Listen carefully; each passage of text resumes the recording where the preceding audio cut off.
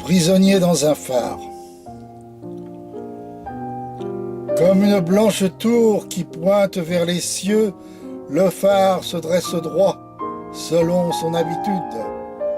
Perché sur le rocher que les flots limoneux balayent sans arrêt, variant leur amplitude. Là, vit en solitaire, près du désert glauque, un homme qui n'a d'autre pour seul compagnon qu'un vieil oiseau de mer, au cri puissant et rauque, et qui, un jour, blessé fit son apparition. L'amitié née entre eux, qui frôle la démence, ne pourrait se tarir s'il n'y avait la mort, cette reine du deuil dont on sait la clémence et qui vous prend la main pour le dernier transport.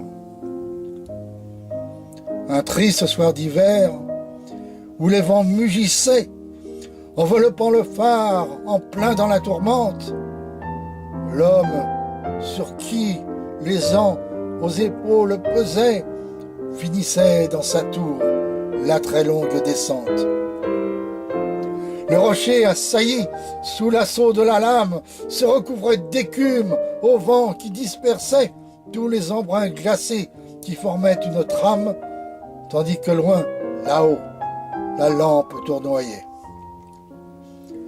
Le rayon lumineux projetait son éclat sur une mer livide, éclairant la fureur de ces flots déchaînés qui livraient leur combat dans un bruit terrifiant qui redoublait d'ampleur.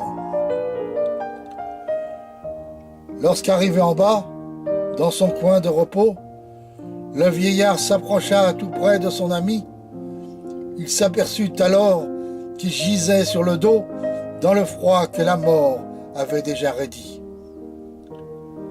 Sa lanterne posée sur la table de chêne, il ramassa la bête et la mit sur son cœur, puis, caressant les plumes, en un élan suprême, il ne put contenir plus longtemps sa douleur.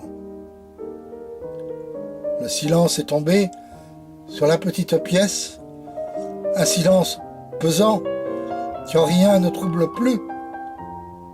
L'homme s'est endormi, effondré de détresse, écrasé par le joug de sa vie de reclus.